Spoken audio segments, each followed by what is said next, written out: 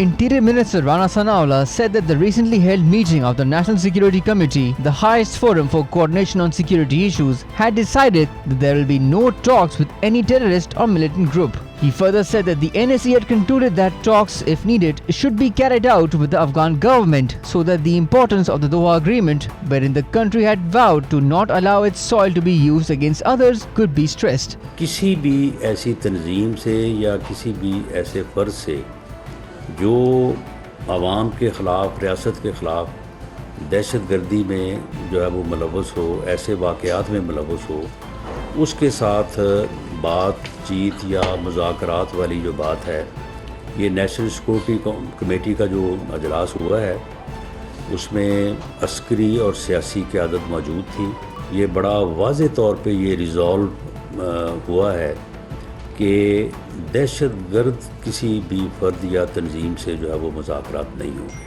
Pakistan has seen a rise in terrorist attacks across the country, believed to have been planned and directed by the outlawed Taliban Pakistan leaders based in Afghanistan. The TTP has executed around more than 100 attacks last year, most of which happened after August when the group's peace talks with the Pakistan government began to falter.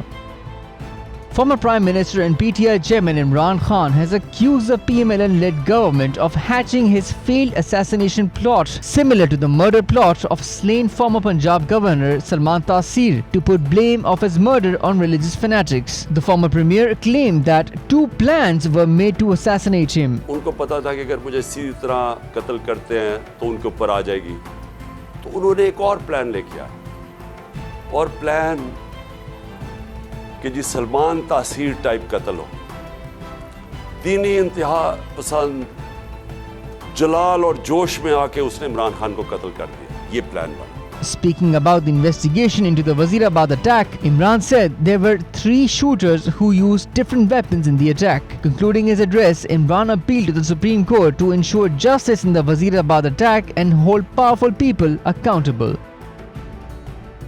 The Lahore High Court barred the Election Commission of Pakistan from removing Imran Khan as the chairman of the PTI in pursuance of the verdict issued in the Toshakhana case. The court issued the directives as it accepted Imran's petition against the ECP notice issued to debar him from heading the party. The Lahore High Court also issued notices to the Attorney General of Pakistan and the ECP. On 5th December 2022, the ECP had initiated the process to remove Imran Khan as the PTI chairman in light of its verdict in the Toshakhana case. He was disqualified under Article 63(1)(p) of the Constitution for making false statements and incorrect declaration. Justice Jawad Hassan presided over today's hearing, where Imran's lawyer Barrister Ali Zafar contended that the ECP did not have the authority to remove someone from the position of the party chairman.